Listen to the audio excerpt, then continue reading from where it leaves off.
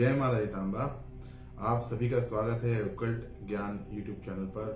मैं पंडित रविंद्र शर्मा और हमारे परम पूज्य विशाल गुरु जी माँ तांबा का नाम लेकर आज आपको एक चीज बताना चाह रहे हैं कि अभी गुरु जी से बात हो रही थी।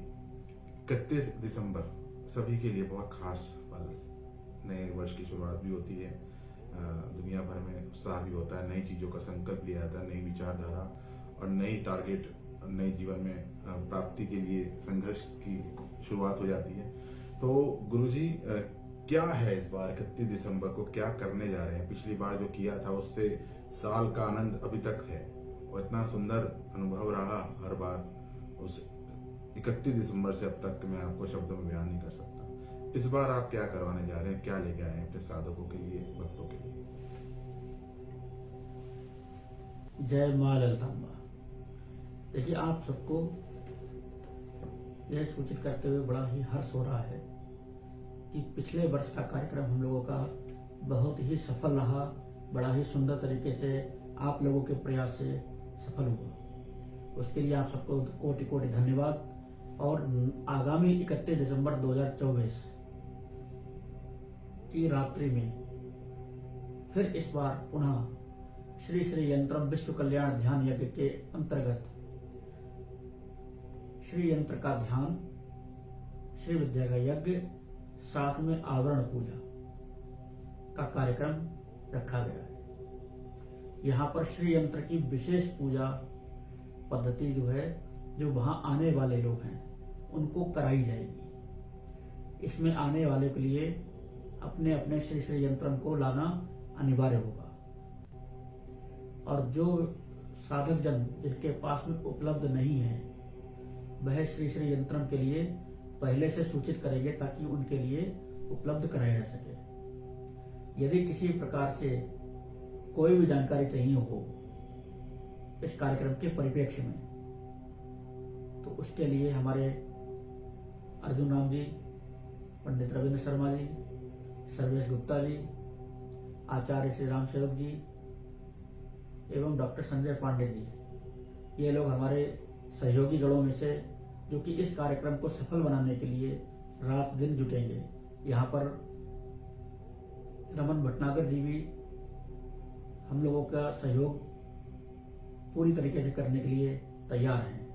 हम सभी लोग नैमिषारण्य में आप और हम सब मिल करके माँ भगवती के श्री चरणों में बैठ करके उस शक्तिपीठ पर जहाँ माँ ललिता स्वयं निवास करती है, जहाँ माँ ललिता की तपोस्थली है, जहाँ माता सती का हृदय गिरा था, उस शक्तिपीठ पर जहाँ इस ब्रह्मांड पे इकलौता ऐसा स्थान जहाँ पर आकर के मन की धारा रुक जाती है, मन की विचारधाराएं शांत हो जाती हैं, ऐसे स्थान पर ध्यान यज्ञ पूजन करने का अनंत गुना फल जो प्राप्त होता है वह हमको प्राप्त होगा।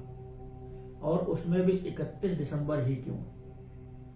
31 दिसंबर कोई लोग बड़ा इसका विरोध करते हैं कि नई साल कहाँ है। हमारी नई साल तो अप्रैल में होती है, वैशाख चैत्र में होती है। लेकिन यहाँ पर 31 दिसंबर का क्या महत्व है? तो यहाँ पर हमें अपनी खुशी मनाने के तरीके को बदलना होगा। हमें किसी का विरोध नहीं करना है, हमें बस उनकी खुशियों को और नए तरीके से मनाने का एक जो सनातन परंपरा को लेकर के चल रहा है, हमारी संस्कृति को लेकर के चल रहा है, उसके साथ उसके आनंद को बढ़ाने का काम करना है।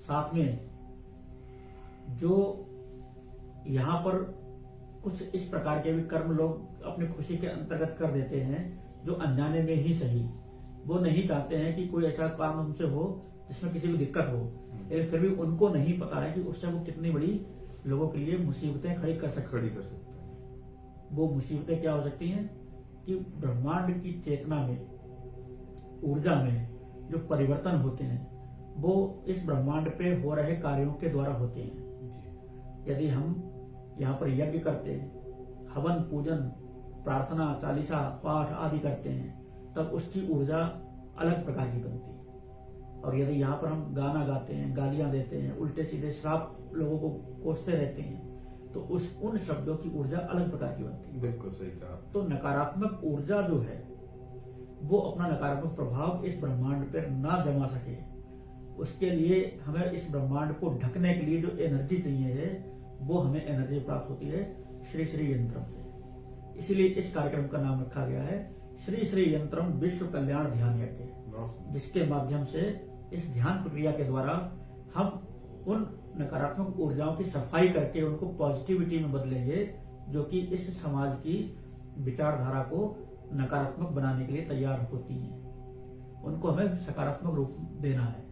इस कार्यक्रम का यही उद्देश्य है। बहुत ही सुंदर विचार और उद्देश्य है, क्योंकि अगर हम पॉजिटिव एनर्जी को नहीं जागृत करेंगे तो दुनिया में जो नेगेटिव एनर्जी बढ़ रही है, जिस प्रकार से बढ़ रही है, उसका जो प्रकोप दिख रहा है हर जगह, घटनाएं हो रही हैं, विचलित कर रही हैं, बीमारियां आ रही हैं, युद्ध हो रहे हैं, लोग मर रहे हैं, आपस में भाईचारा खत्म हो रहा है, यही होता रहेगा और ये बढ़ता रहेगा। किसी को तो स्टार्ट करना पड़ेगा, चाहे घर से करें चाहे कहीं से करें, लेकिन करें तो किसी भी चीज को जिसमें आप बिलीव करते हो, जिसमें आप मानते हो, उसी को सोचने लगे, उसी के बारे में जाप करने लगे, पूजने लगे। और ईश्वर के प्रति या विश्व के प्रति जब मैं से हम जुड़ जाते हैं, जब मैं के बजाय हम हो जाते हैं, तो सब अच्छा ही होता है।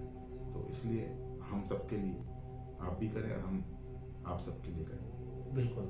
जय माता। जय माता।